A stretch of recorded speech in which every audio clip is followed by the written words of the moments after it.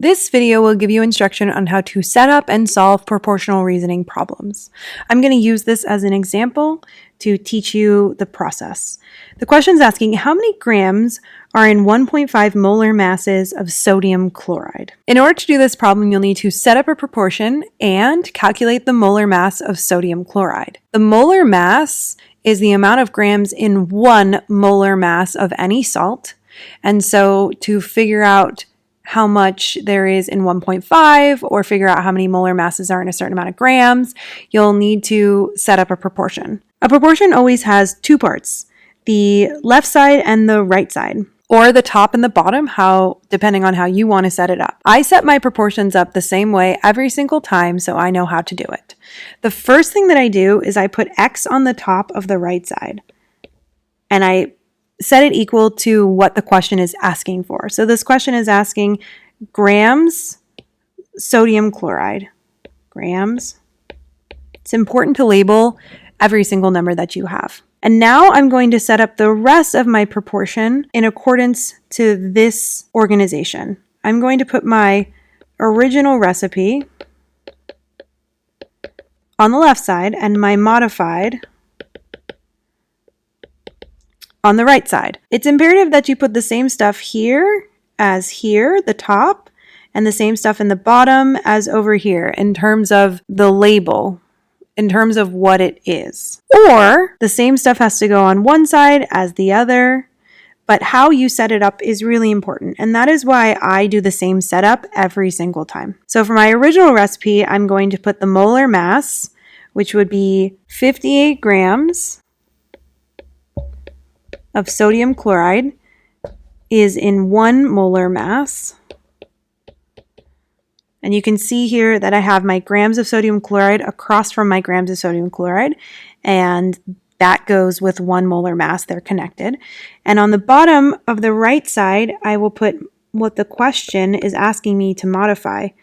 This is what I mean by modified. This is the modification from the original recipe, which is the molar mass. So on the bottom here, I'll put 1.5 molar masses. And because I set up my problem with X on the top here, it makes my math a little bit easier. If you don't put X on the top here, then you need to cross multiply and divide.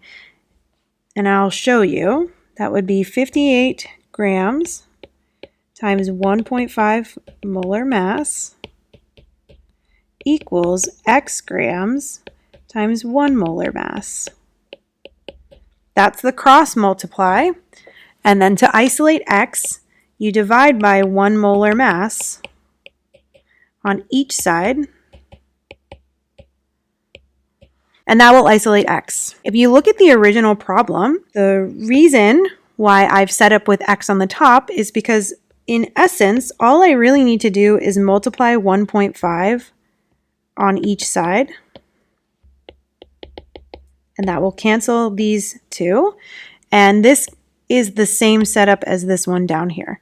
So I've saved myself the step of the cross multiplication and then division by setting it up in a way that makes it less work for me. Then all that's left to do is the multiplication and division. 58 times 1.5 divided by 1 is 87 grams of sodium chloride. And that is the answer to this problem. So again, for proportional reasoning, I always put X in the upper right-hand corner, and I'm just going to label this A. This is the unit of A. It's just a placeholder.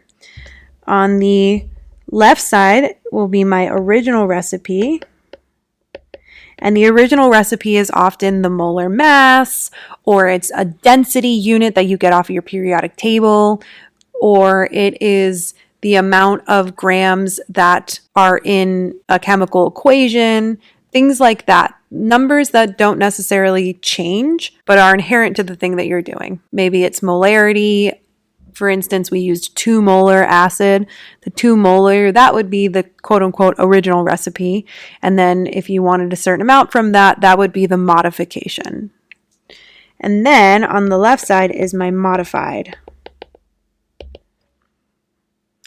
And then what's left to do is make sure that the units are lined up. So let's say this is unit A. On the bottom is whatever unit B is, and on the bottom over here is unit B, and this is the thing that comes from the problem here, this one. That'll be what's stated in the problem.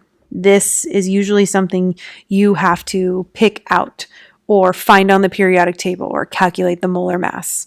And then you cross multiply and divide, and you should get your answer.